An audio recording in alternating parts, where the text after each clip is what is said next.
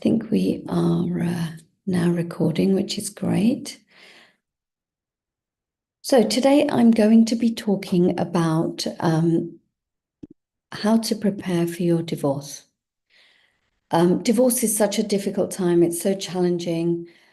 It's something that you do really need to prepare for.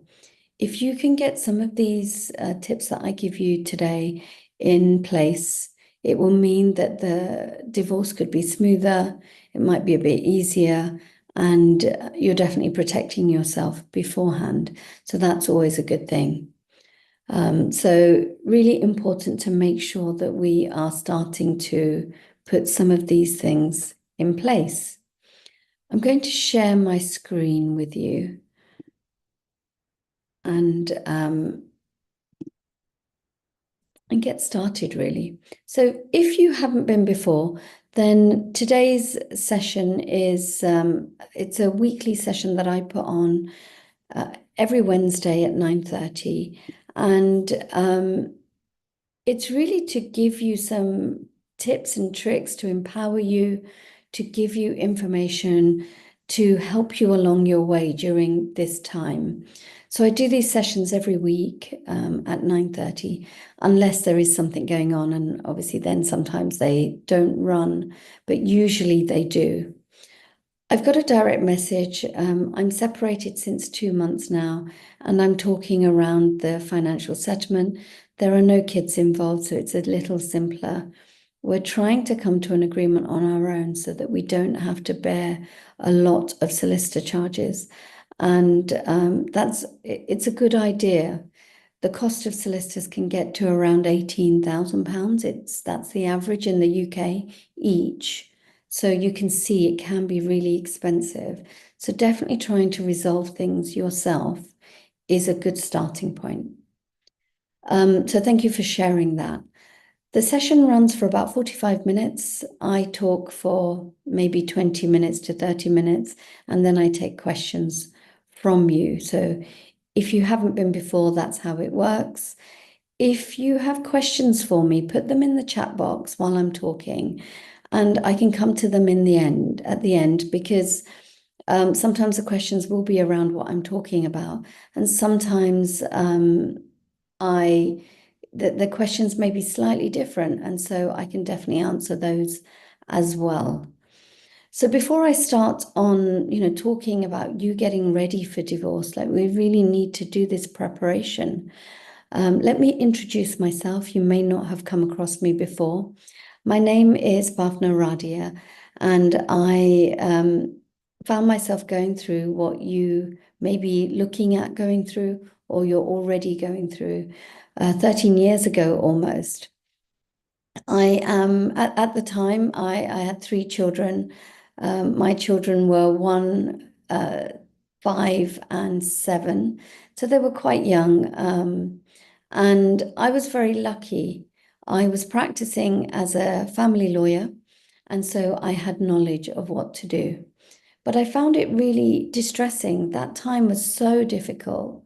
And it wasn't as if I hadn't been thinking about whether my marriage was working. It's not like I hadn't been trying to work out whether to continue in the marriage, whether divorce was the step to take. But when I came to that realization that actually I have to do this, it was really shocking for me. I found it very difficult. My mental health really plummeted. And I know that at the time I wasn't working because I had taken a career break just to bring up the children for a few years. And I was so worried about the finances, and some of you can relate to that. So I found myself going through this whole process, looking at the divorce application, which was slightly different then. We had to apportion blame or have separated for 2 years or 5 years. And for me, it was apportioning blame. So, I really had to start looking at the processes that I'd been doing for clients for many years, and actually applying these to myself. And it is very different when you are managing your own divorce as a divorce lawyer, because although you know what to do, no one tells you how this is actually going to feel. So it was a learning curve for me, for how clients feel. It was a learning curve on how to manage this myself. Um, Forward on a few years, and my divorce was done, but it got me thinking as to how people that are going through this must feel. I did go back into practice as a lawyer, but it just never sat well with me because I understood what my clients were going through. And I felt that, being a lawyer wasn't the right way of helping people. Now I understood how it feels. And so I did go on to work a little bit differently. And I'll tell you a little bit about that at the end. I really just want to go through the material that I've got ready for you, because I think really working through some of this will help you. So the first thing that I ask you to do is put some things in place. And this has come from my own personal experience, but also experience with helping so many clients through the process. And I qualified as a family lawyer, straight through from A levels to uni to law school and straight into practice. So, I qualified quite early on, and it's many, many years of experience and my personal experience as well. You may have been, agonizing over this decision for many years. And some of you make the decision when you're fully ready to take on the next step. And even the years of agonizing and the years that you've been married, it's likely that your boundaries have not been there. I was in that place. I realized my marriage was over, and I knew that for many years I had no boundaries. I had allowed almost um, some of my own self-respect to have dropped, but also with my ex-husband, I'd allowed things to happen that maybe I should have put my foot down. I should have, really controlled the things that were happening. But I know that I hadn't done that for many years. And maybe that's why I found myself in that position. Um, and I know that lots of people that I talk to will say that they're really worried about certain things. And the questions that I get asked is, what do I do next? I don't know where to start. I don't know how it all works. Do I need to instruct a solicitor straight away? And obviously, I'll come to these things. But the first thing that you need to look at is, how are you going to build your strength and your mental resilience through this? How are you going to protect yourself? And getting mentally ready is the first thing. Because if you can do this bit, you can make sure that you have started the right way, and you have to continue this throughout your divorce journey. And boundaries is one of those things that you may need to put in place. It might be that, as I said, during your marriage, your husband or wife's behavior has pushed your limits, has pushed your boundaries. And now you find yourself in a position where you don't have any. And you're going to constantly be at the mercy of others if you don't have boundaries. It's going to tire you out. You're going to feel resentful, upset a lot. You're going to feel exhausted quite a bit. And often clients will come to me and I'll say, how is this working for you? And they will say that possibly the other person is having contact at the family home, even though they don't live there. And so you might find yourself in a position where you're separated, but the person is in and out of the family home constantly. They've got a key, so they let themselves in.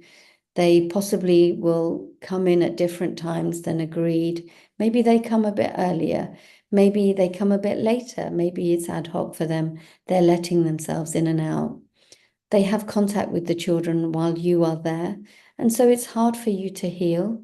Maybe they say things that upset you and you feel you can't say anything back because it'll be an argument, or you're trying to keep the peace. You don't want the children to hear certain things. Maybe they expect you to cook dinner for them while they're there. I've heard of clients saying that their ex-partner comes in, has lunch that you've made, will have a nap in your marital bed, and then play with the children for a bit. hang out there expecting to be fed and watered, and then will leave when they're ready. And these things will stop you from healing. They'll stop you from being able to grow as a person, will stop you from being able to have some privacy. And so, what would you do in this situation? And what I always say is you need to put some boundaries in place, and it will look different for everybody. Your boundaries will be different according to what's important to you and according to what you need. So if you find yourself feeling upset by something your ex-partner is doing, then how are you going to resolve that?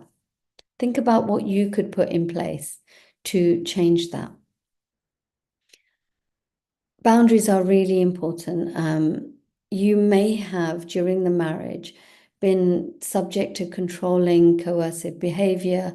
There may have been verbal abuse. There may have been emotional abuse, financial abuse, and even physical abuse. So we need to make sure that this doesn't continue. And if you haven't had boundaries for many years, it's really hard to suddenly go all in and put boundaries in place for everything. It may be that you choose one behavior and you let the other person know that you are not going to allow this anymore.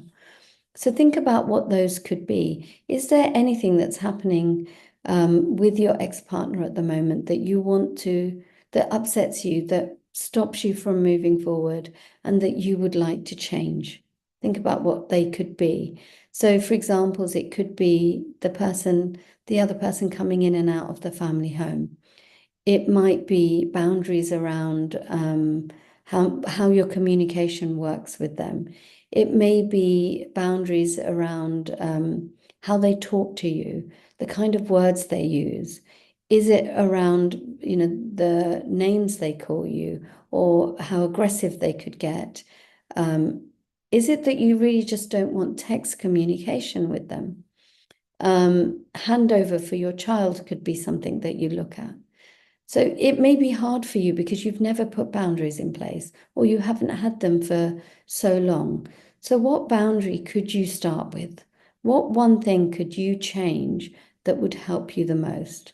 So, for example, if it is something around the way the person speaks to you, what you could do is let them know that if they continue speaking to you in that way, could be on a telephone call, that you will need to put the phone down and you'll resume the conversation later on when they're calmer.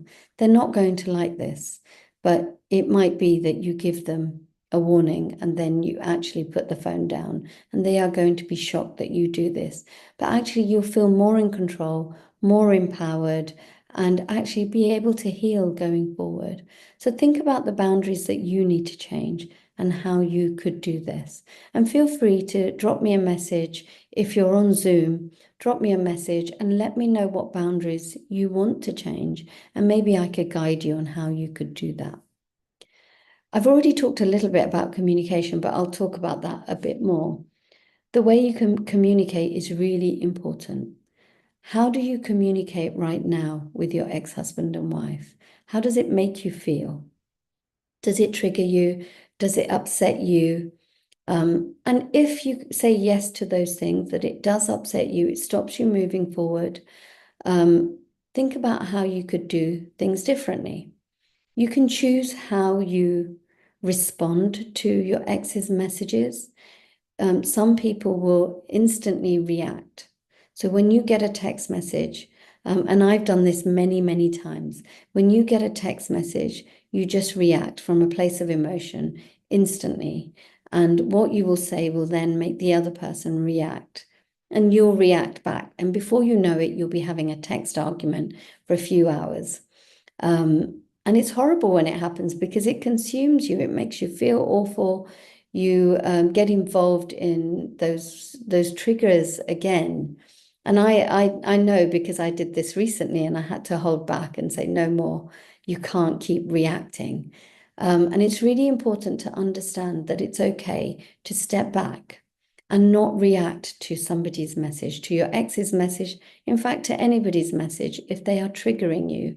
It might be that when you get a message that triggers you, you take a breath, you put it away, and you come back to it later that evening when you're not in the middle of work or something where you're busy, and you take a deep breath and you respond effectively.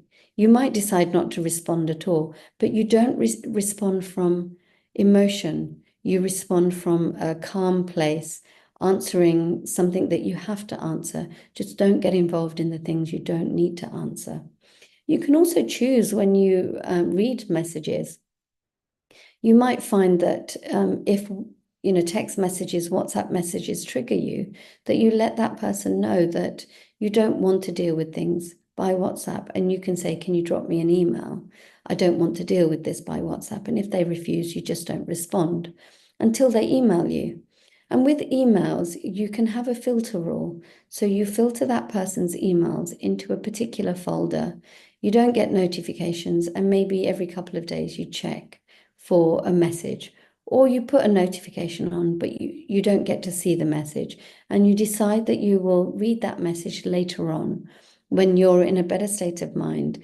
You're not at work, you're not busy, you're not triggered. And so that might help you keep that communication a bit calmer. You also want to think about, when you're communicating, remember what your priorities are, because you will respond from a place of what is priority to you, and your ex will respond from a place of what is priority to them. And so you'll both be arguing over something, and you've just got to remember that that isn't his or her priority, what your view is. And so sometimes we have to adjust what we're saying, or we might need to compromise, or you might need to see the other person's point of view. So it's just thinking about what your priorities are. And one of your priorities, overall priorities for your divorce, might be a good co-parenting relationship. And if that is a priority, then it's really important you don't continue with name calling if your ex is doing that, verbal abuse, triggering each other up, writing things that you know is going to upset the other person, because you're not then communicating from a place of your priorities. It's better to calm things down. You don't have to always give in, but just calm things down and come back to these conversations later on. Priorities are very important. And that's one thing I did want to talk about, because if you know what is important to you, if you know what your goals are and your priorities are, you should always deal with things from that place. So for some people, as I said, their priority is a good co-parenting relationship, and that might be yours. Making sure the impact of the divorce is lessened on the children. It might be staying in the family home. It might be moving to a place that is closer to the children's school, or maybe moving to a place where you've got a bigger support network. Maybe your priority is having a 50-50 arrangement with the other person, so that you're both able to have good quality time with the children, but also time to work and also do other things that are important to you. It might be the children living with you is your priority. You should write down what your priorities are when you start, because when you know what your priorities are, then the decisions you make later on, the way you communicate, the way you deal with your divorce will be different. If staying in the family home, for example, is your priority, then we need to do a certain amount of work on understanding how that could work. We need to work out your finances to see if that is possible. But you also need to make sure that you get yourself ready for that. And there'll be certain things that you need to do to get yourself financially ready to stay in the family home. So we would need to work on that, and your whole divorce would be centered around that objective. And it may be that that's your priority to start with, and later on you adjust that priority. And it's okay for these things to change as you understand things better, as things progress. Often people start off with that priority, and then later on, as the emotions die down, and they can actually see themselves living somewhere else. And sometimes it's beneficial to move to a different location or a different property, or to downsize. And their priorities may change, but it's good to start off with what your priorities are, because then as your legal advisor, I can guide you on what that could be. And I was talking to a client who had that as a priority, and she was absolutely adamant that she would only get divorced if she could stay in the family home. And we talked about this a lot. And through our conversations, we kept coming back to, what if she couldn't stay in the family home? Would she still get divorced? And she said, yes, I still want to. I can't stay in this marriage. And so then we realized that actually staying in the family home wasn't her absolute priority. It was to get divorced in a peaceful way. Um, Staying in the home was a preference, and we could definitely work on that. But when we looked at what staying in the family home meant, it may have meant her getting two jobs to financially afford it. And that would mean that her other priority of having the children live with her may not be met. So we had to look at what her absolute priorities were. And actually, it came down to having a peaceful divorce, making sure the divorce didn't impact the children, keeping her stress levels down because of health conditions, but having a stable home, somewhere where she didn't want to rent, but that she lived in a property that she owned. And definitely we were able to achieve those. So it's really understanding what your top priorities are, and going deep on these. And now the last one here is self-care habits. Really important. Before you start, you need to think about what you can put in place to look after yourself. And a lot of people skip this. I talk about it a lot because when I started, I skipped it as well. I didn't really worry about self-care. There's too many other things to think about when you realize you're going through divorce and you've got young children. And I know this bit isn't legal, but actually, the work that I do with my clients isn't just legal. We talk about so many different things, decisions that you've got to make, your mental health, how you look after yourself, how to think about things, how to tell your children, for example. Divorce is not just a legal process, it encompasses so many things. And so for me, I talk about lots of different things, and maybe this is because I've been through it. It's a tough process. It can be long, it can be draining, it can really affect your mental state. So put some things in place. It doesn't have to be very long. Whatever routine you put in place, it doesn't have to be 2 hours. This is a big topic, so I am going to reduce it down because of time. But try and put a routine in place that can help you stay strong, help you manage your emotions. So the first thing that I did this morning as I woke up, I put my headphones in. I didn't do anything else. I put my headphones in and I have a meditation ready. It's 10 minutes in the morning.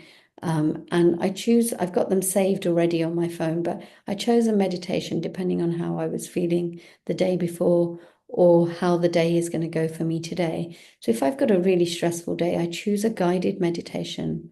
And there's plenty of them on YouTube, on the internet, that would help me with focus. If I had a lot of anxiety coming up the night before, I might choose one to reduce anxiety. Maybe if I had some health conditions, something about healing. And sometimes it's just to calm your mind or to protect your energy. So whatever you've got coming up, choose one that might help you with anxiety, controlling your emotions, staying calm, whatever's coming up for you. This really helps me start my day the right way because I've cleared my mind. My energy is right before I start, and it is only 10 minutes and it doesn't cost me anything. When I was going through my divorce, this is how I started. I couldn't really meditate without a guide because my thoughts just went on to whatever I had to do, and I was worrying about this or waking up the children, whatever it was. But this 10 minutes of guided meditation made me go into that sort of more calm state. I journaled when I was going through my divorce. It took me a while to get into it because my journaling was, I don't know what to write initially. And I don't know if some of you have gone through something similar and also struggled to journal. But so initially I wrote down the 5 things I was grateful for that day. And again, I struggled with this. The sky is blue, the sun is out, I'm awake was like my basic ones. And then slowly I could feel the gratitude for the other things in my life. And it made me feel so positive. And I still carry this on because it really makes me feel like I've got so much to be grateful for. And that is the energy that I want to emit. We always have things to be grateful for, even going through a divorce. And you may not feel it straight away, but it's a practice. I also added in movement. And when I went through my divorce, I didn't have a lot of money because I wasn't working. And I had to always find things that were low cost, didn't take up too much time. And, I could mix that in with having children around me. So I did go to the park a lot with the children, and I ran around a lot, danced in the kitchen while we were tidying up or I was clearing up, loud music, singing and dancing. Movement doesn't have to be hours in the gym. It doesn't have to be going for a run. It can be any movement that brings you joy. I did start running as the children went to school. I was out running, and that made me feel fantastic. But that might not be for you. Choose something that's great for you. It might be an exercise class because it brings a social element. And it could be a fun one like Zumba or something like that, where there's loud music and you're moving, you're exercising, and you're socializing as well. So find something that works for you. I would love to hear what you guys have been doing to help you through your divorce, or any techniques you've got that have helped you with your self-care. It's really good to share because that can help others as well. The other thing that I ask clients to do before we get started on the divorce application is to look at how you protect yourself. It's a really important thing. And lots of people skip this as well. And that's why I talk about preparing first. So the first thing that I would ask a client to do is, do you have any paperwork, any correspondence, any communication and documents that you really need to keep safe? And most of us do. And keeping it safe might be that obviously there's a privacy element here.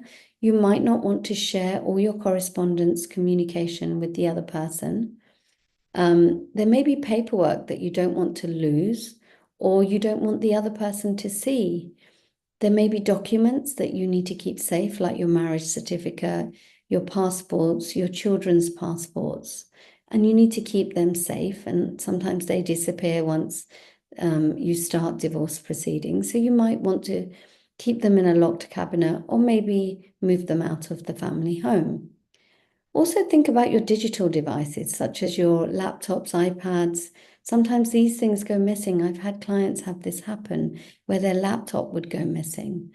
Or maybe they can be accessed by the other person because there's no password, or maybe they know the password.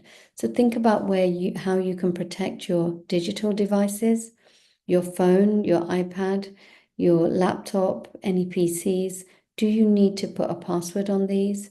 Do you need to change the PIN on your phone? Think about where you put your digital devices as well as your correspondence and paperwork. Could you take some things out of the house beforehand? Could you make sure they're in a locked cupboard? Think about whether your email address is secure. Lots of people forget to do this. You may have shared your password with your ex-husband or wife, so they have access to your emails, and maybe before it didn't matter. But maybe now, if you're about to go through a divorce process, maybe now you don't want them to access your private emails because you may be getting help with the legal aspect. You may be contacting estate agents to get valuations. Whatever it is, you need to make sure your email is secure. If you're not sure, set up a new email address that you don't share. Maybe the other person doesn't even need to know about this email address. And while we're talking about passwords, think about passwords that might need to be changed. Does your husband or wife have access to passwords? For example, your social media accounts. You may have shared the password previously, and you might not want them to access that now. People forget about their security cameras, their doorbells that have video footage, like the Ring doorbell. Anything else that needs a password. You might need to change your password. You may need to secure these things. What else do you need to protect that I haven't mentioned? Is there anything else that you can think of that's coming up that you need to protect? certain things that I see, sentimental items that you might, if you lost, you might be upset. So I hear of people saying there was a statue that, or a ceramic that my grandmother gave me that I really want to make sure I've secured. And it might be that that goes missing. Or if you leave the family home, you might forget to take it. And later on, the other person says, I don't have it. Sometimes golf clubs go missing, all sorts of things, jewelry, even insurance certificates for jewelry go missing. So think about anything like that that you really would be upset if you lost. What could you do to safeguard it? And obviously, the most important thing that I've not mentioned here is your personal safety. You need to protect your personal safety. If you feel unsafe, if you feel intimidated or scared, then you might need to take steps to secure your safety. If you're living in the same house and you feel like the other person is aggressive towards you, what can you do to protect yourself? So, in the event of an argument, if you're feeling like they're getting aggressive, you feel intimidated and scared, it's okay to call the police. Make sure you log everything with the police, even afterwards. If you didn't call them straight away, then could you log it with the police, that incident, so that there is a record of all these incidents that are happening? Could you log anything else that's happening with the police? Could you log it with a domestic abuse charity, for example, or your GP, so that we have a record of what's happening? You may need to get a non-molestation injunction if there is threats of violence, if there is intimidation, aggression, and violence against you. I will do a talk about domestic abuse, and I have done in the past. So feel free to check out these talks on YouTube. But also, I'll do one live as well. So if you've got any questions, you can always ask me. So the last slide I have here is, do I need a solicitor? Lots of people will ask me this. And so I feel that I need to answer this question. Do you need a solicitor to get divorced? And the answer is no, you don't. You can get divorced on your own. You can do everything yourself. You don't need a solicitor to do anything for you. People think that it has to be done by a solicitor, and so they will instantly instruct somebody to do the work for them. You hopefully will not be stepping foot into a court. Most of the divorce process is administrative, so you don't necessarily need someone to do this for you. You can do all of it yourself. The cost for a solicitor usually is about 420, between 400 to 450 pounds an hour, inclusive of VAT. That's the usual cost. And that will include when they pick up your file to review it. They may not do any work, but they're just checking where things are up to.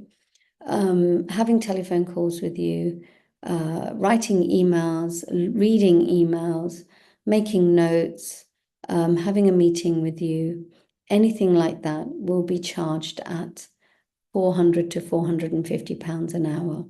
The costs really build up. So initially you'll have a 1 hour call or meeting with them. So that will be 450 pounds.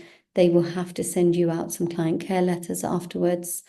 They may need to write to the other side as well. So that will probably cost about £1,000 just for the first day. And costs will very, very, very quickly rack up. Once that letter has been sent to the other side, they'll get a letter back. They will then let you know that there's a letter, you will have a call, they'll write back, and before you know it, you'll be looking at £5,000-6,000. And as I mentioned, the average cost of a solicitor in the UK per person is £18,000 each. And it doesn't take long to get to £18,000. If you end up in court proceedings, you still don't need a solicitor because you can be a litigant in person and manage the court proceedings yourself. And many, many people are doing this now because they cannot afford £18,000 each for somebody to do everything for you. And some people, their cost will be 10,000. For some people, it will be 50,000, 75,000 upwards. We don't know how much it's going to cost because there will be a whole element of how complex the case is, how you behave, how the other person behaves. If they're being really stubborn and not being sensible, it may just cost more and more. So lots of people are now doing it themselves. And hopefully that explains to you that you don't need a solicitor. You can certainly do the work yourself. You can buy in the help that you need when you need it if you don't want someone to do everything for you. You could use somebody like me that can help you on a fixed fee. And I'll share a little bit about how I work as well at the end. But a solicitor is not essential. This day and age, getting knowledge, which is what these sessions are about, be open to empowering yourself, taking the steps that I talk about, taking control of the process yourself, can really help you keep your costs right down. And you can actually get a better result sometimes. I was speaking to somebody yesterday who actually instructed a central London firm. They were paying £800 an hour and they ran out of money. And they said they weren't happy with the representation they were getting. And in fact, the solicitor kept changing their minds about what should happen. They are now managing the process themselves and they've got court proceedings, but actually they've been so much happier representing themselves. They know the other person has also run out of money. And so they're both representing themselves. And they're getting a better result because they're able to put forward things how they want them put forward. And they're also being able to talk at court and try and resolve things. So they're getting to agreements quicker. There isn't that aggressive solicitor in between causing hostility. And obviously solicitors are needed for some people. They're not essential for everybody. But if you are in a position where you cannot communicate with the other person at all, because there is an injunction in place, a non-molestation injunction, which means you cannot communicate with each other in any way, then you may need a solicitor to write letters for you. But it still doesn't mean that you should get your solicitor to do everything for you because it will get expensive. Let me know if you've got any questions around anything that I've talked about so far, whether it is how you get legal help reasonably priced, how you protect yourself, any boundaries coming up. Let me know your thoughts on that. And just to saying, before I move on, divorce is a journey of many steps, and there's going to be lots of twists and turns. There's also going to be obstacles in the way, that some that are expected and some that you don't expect. But the important thing when you start is know where you are going. As soon as you've got a plan, as soon as you know your priorities and how you see this progressing, you've got somewhere to go. If you don't know where you're going, how do you know where to start? But also don't feel overwhelmed. Once you've mapped out a journey, don't think about the whole journey, just take it one step at a time, because that way you will do each step well. So think about how you might do this. And a little case study with somebody that worked with me. She knew her priorities, and it was great because we worked on that together.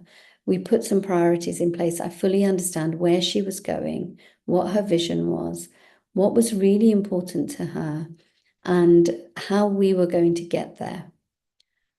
She was clear about her steps. So we did some work on what steps are you going to have to take. We had kind of an idea of, if things stayed amicable, what the steps would be. If her ex-husband made it difficult, what she would do as well.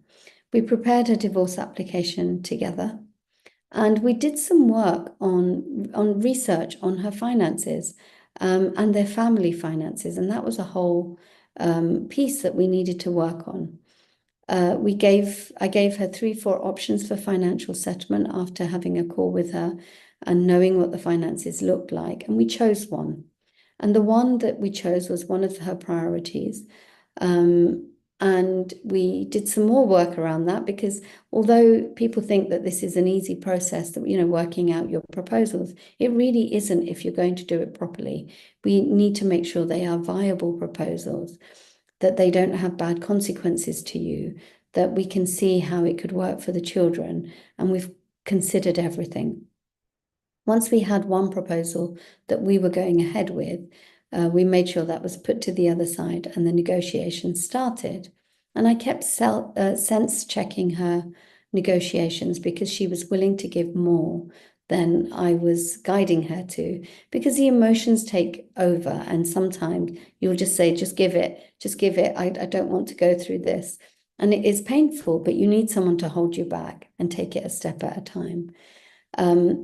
She got to an agreement, luckily, very quickly. And we prepared a holding agreement called a separation agreement while we were waiting for the final agreement to be prepared and for her to get to the right stage. So there was a holding agreement in place. The family home was transferred into her sole name. She paid over a lump sum. We then prepared her final consent order, her financial order, which was prepared and ready to go before she finished working with me. And then she submitted that herself at the right time. And everything came through, and it was great that we were able to do this in a period of 6 months.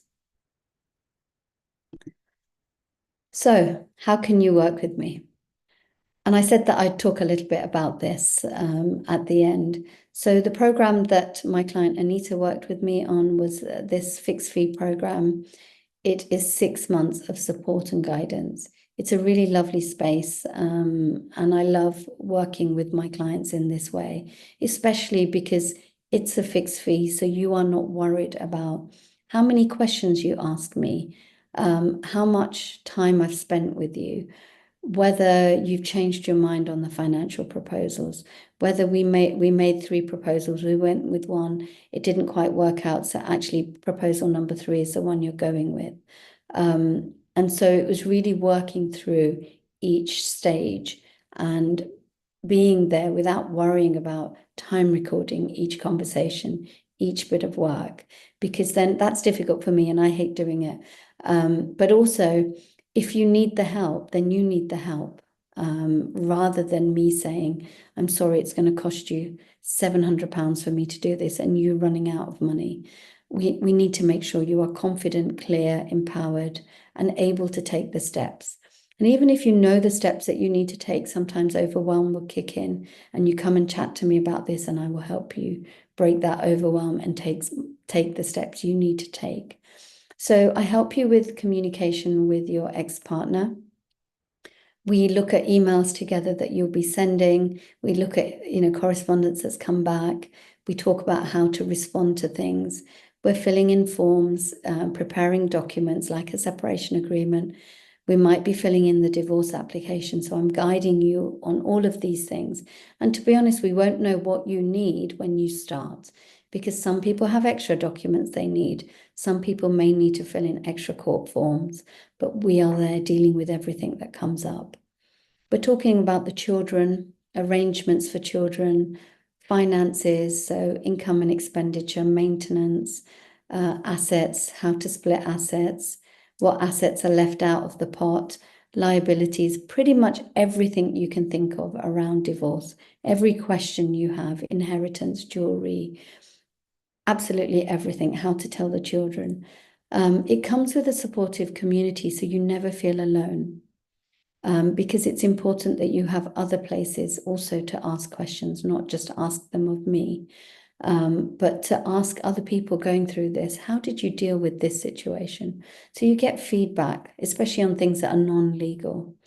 We have other experts coming in because as much as, I know the legal process, I have an idea of finances, an idea about wills, conveyancing, all sorts of things. And obviously I've been through it myself, so I have that personal experience.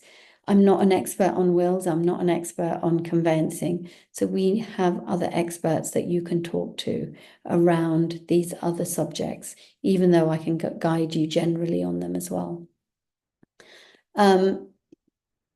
And it's an amazing, amazing place that I find myself helping my clients in. I get really good feedback. I'm really blessed that my clients say the nicest things.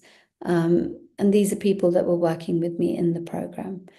It's there to help you feel empowered, in control, more confident, and not worrying about the cost racking up as well.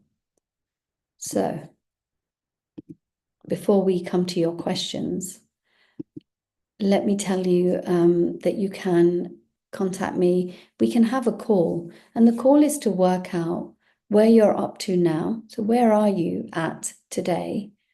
Where are you going? What is your vision? Where do you need to get to? Everybody's vision is different and their priorities are different. And how can I help you get there? Or what do you need to get there? It may not be me, it may be somebody else, but how can we get you there? And it might be the program is the right thing for you. And obviously, I'll recommend it if I think it is. If it isn't, I'll also tell you, because the important thing is we get you to where you need to get to. So if that seems interesting to you and you want to know more about the program, you want to know if it's the right thing for you, then feel free to book a call with me. Nelma, can you put the details for us to capture information and obviously book your call in the chat box so that everyone can see that? So feel free to just provide me with some basic information and then we'll book your call and have a chat. And that information means that we can keep our chat obviously useful for you as well. I have a book, and the book is actually there to help you take action. It's called The Divorce Planner. It is there to help you plan out the things you need to do and help you take some action. And it comes with downloadable resources as well.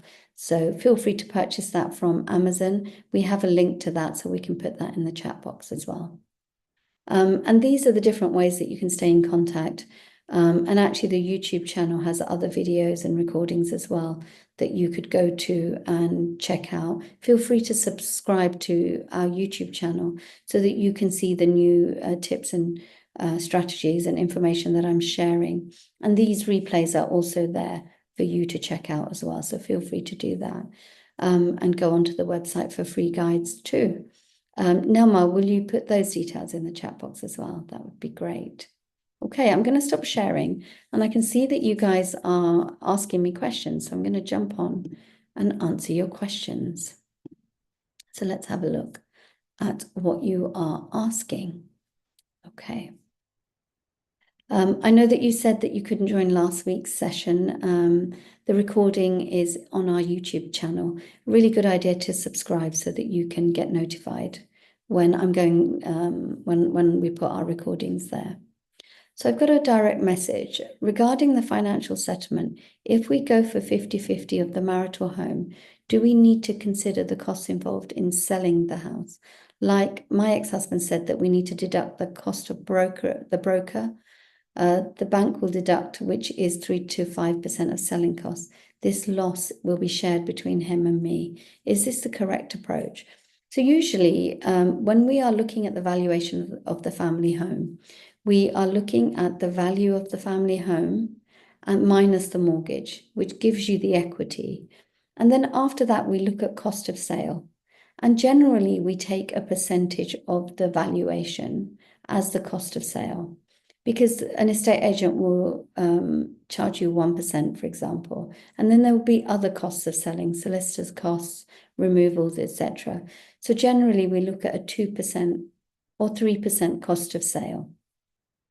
So for your equity that you would be sharing, you would always look at the valuation of the family home minus the mortgage, minus cost of sale. And that is what you've got left to share, whether you are selling the home or not.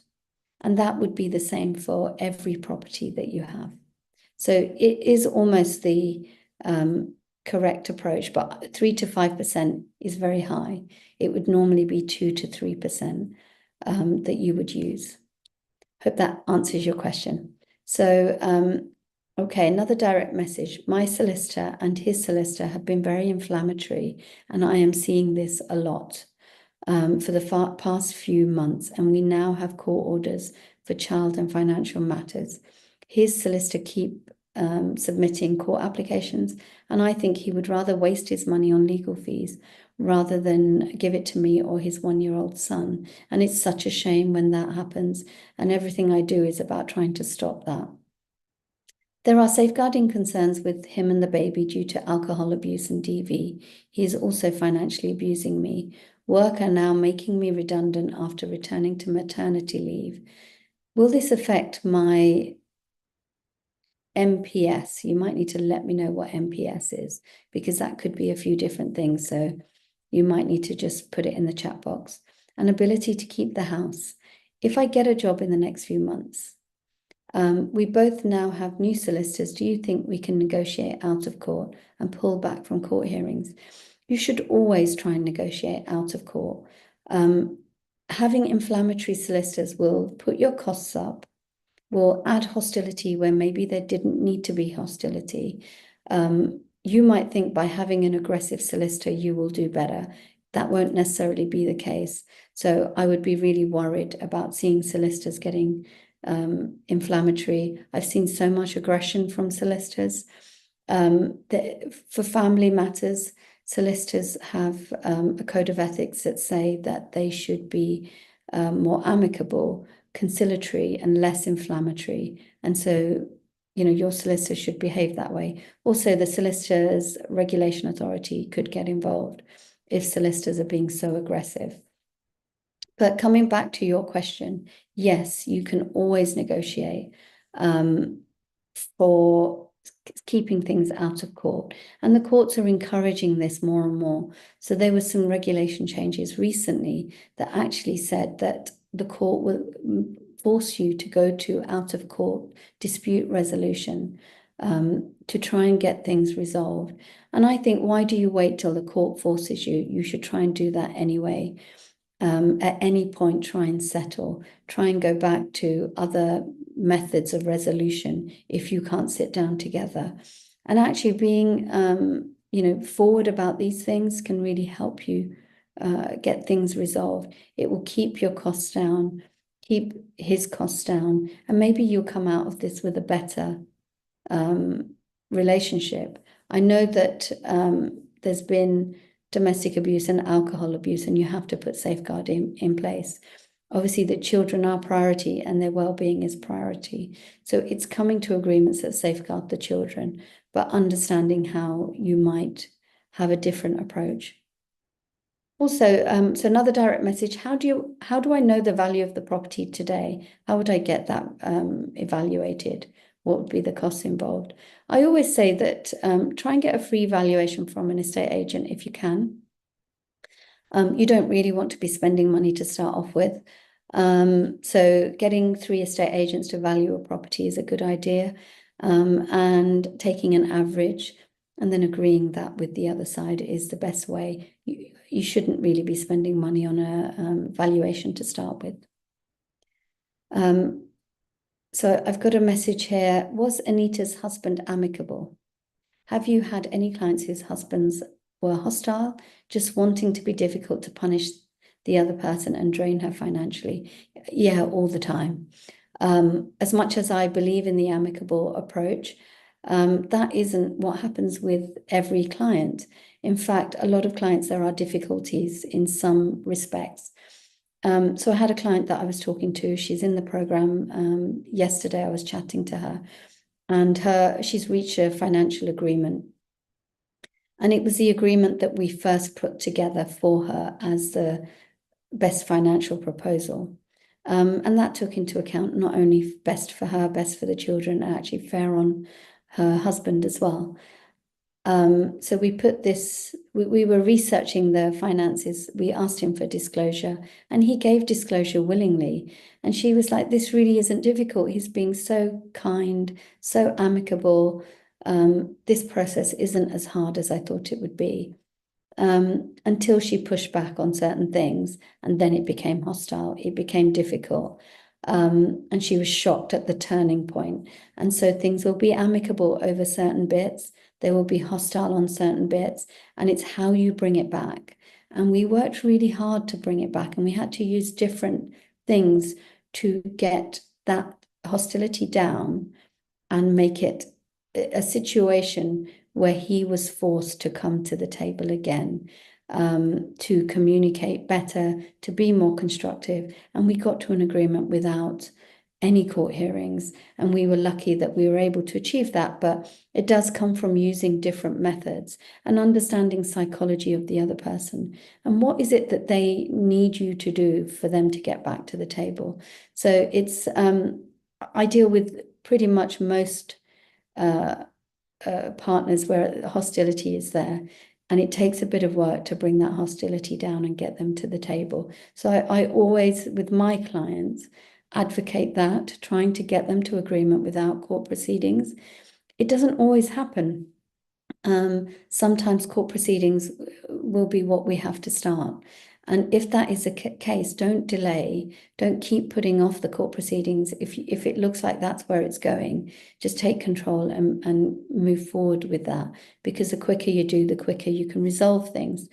But for some clients, actually, it's important they start court proceedings very quickly to protect assets, for example, or to protect the children, for example. So depending on your situation, I would guide you on the best time to start court proceedings if it was necessary.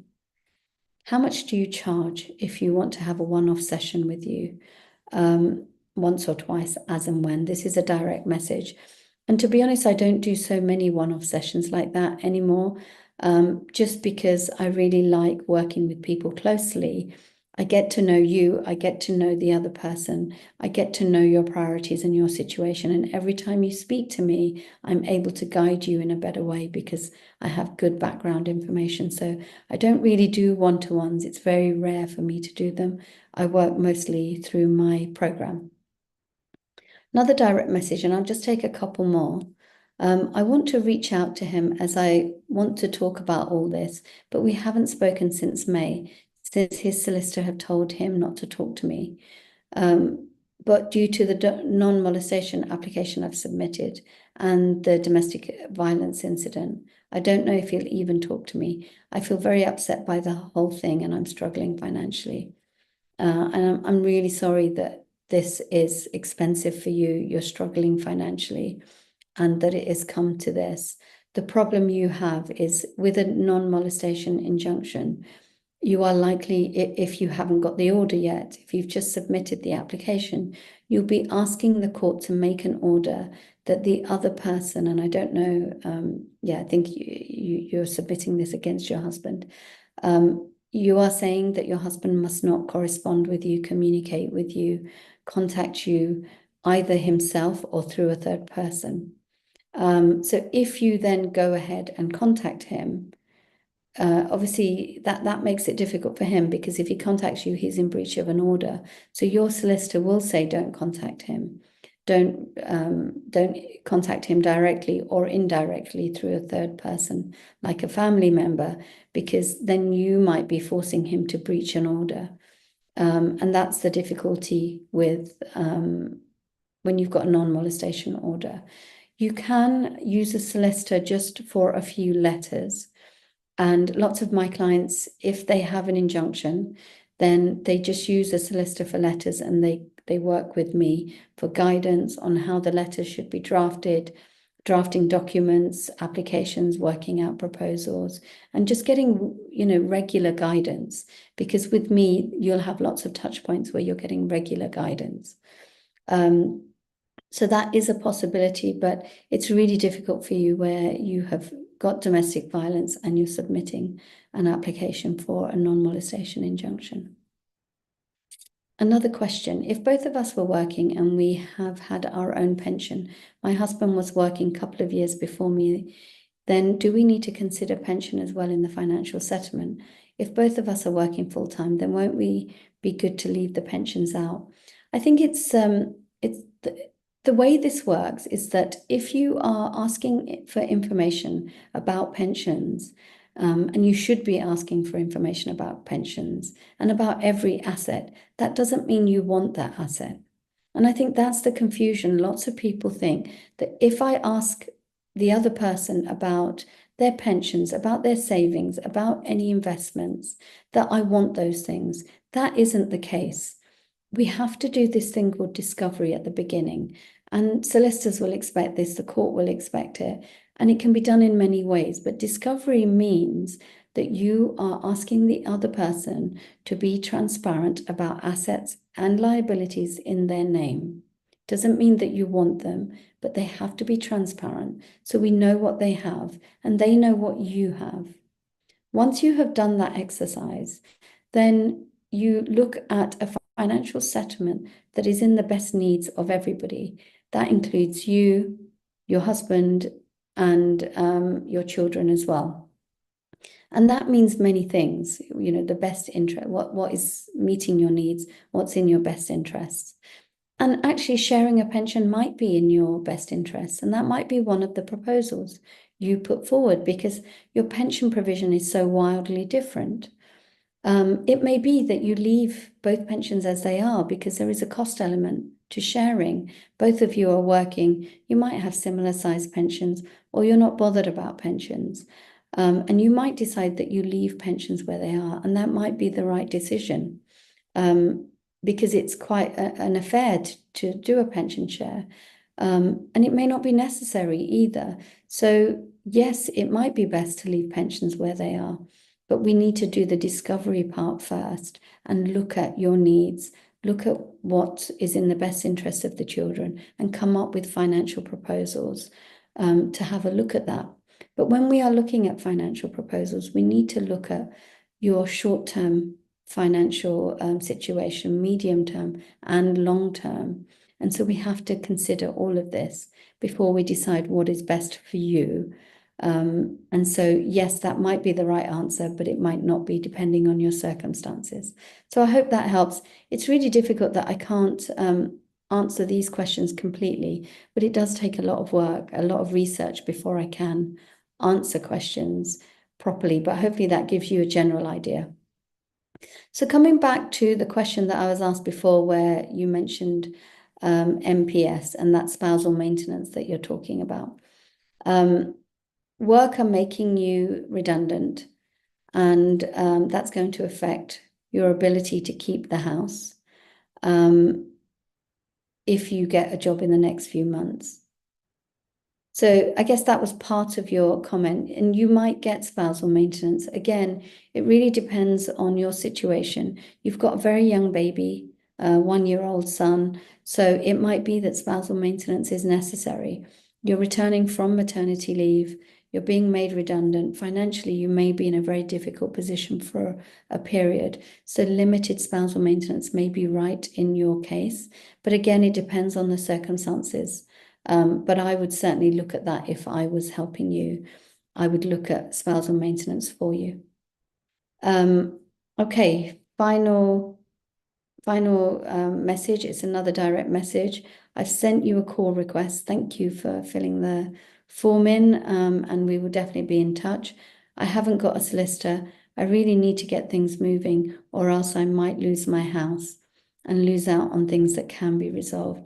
And actually, it's really important that once you've made a decision to get moving quickly, because yes, you might be in a situation where you lose your family home. And that was something that nearly happened to me, where our family home nearly got repossessed. So I had to sell very quickly.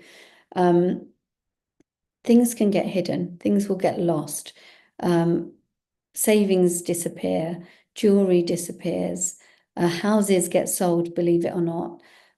Things get transferred into somebody else's name. And so then we do try and piece it together, but it becomes so much harder to piece together later. So it's always a good idea to do the work initially, do as much research as you can, start moving things quickly once you've made that decision, because then we can capture all the right information before it gets changed, moved, taken out of the country, whatever it is that's happening. So yeah, really important to start taking action. And when I have a call with you, if you're coming onto the program, we do a deep dive and we create a plan. So we work out the best way of doing things. And that best way will be different for everybody. So I did a plan with somebody yesterday, a new client who's coming onto the program. And her plan was very different to anybody else's because there were certain things we needed to do to protect her first before she even told him. And sometimes the plan is that somebody's looking to make a safe exit to leave the family home, and they don't want to tell the other person they're doing this. So we do all the work to protect them and to get ready for this safe exit. And their plan is really different to somebody else's your plan may consist of doing quite a bit of work beforehand before you even tell the other person. So definitely, if you filled in the call request form, we'll be in touch. We can have a chat. We can look at where you're going. And if you're coming onto the program, we will do a deep dive on what your plan is, so you know exactly where you are going. So I hope that helps. I'm going to stop there because I know that I've gone over time and I've talked quite a bit. I hope those questions were helpful. The answers were helpful for you. The talk was helpful for you as well. I always love to see your feedback. So do let me know in the chat box what your thoughts are about today's talk. Just even answering the questions, whether they were helpful for you. And any other questions you have for me, put them in the chat box. And although I can't answer them now, we can come back to you and give you some guidance if that's possible, or refer you to some resources we have already. My assistant Nelmar's on the call, and he will definitely touch base with you. So feel free to let me know your thoughts. I would love to get some feedback on today. We put a lot of effort in putting on these events, so it's always great to have some feedback from you. And you can put them as a direct message if you don't want to share openly as well. So feel free to put that in the chat box. And I'm going to stop there. And the phone is ringing, which is not great. I'm going to stop there and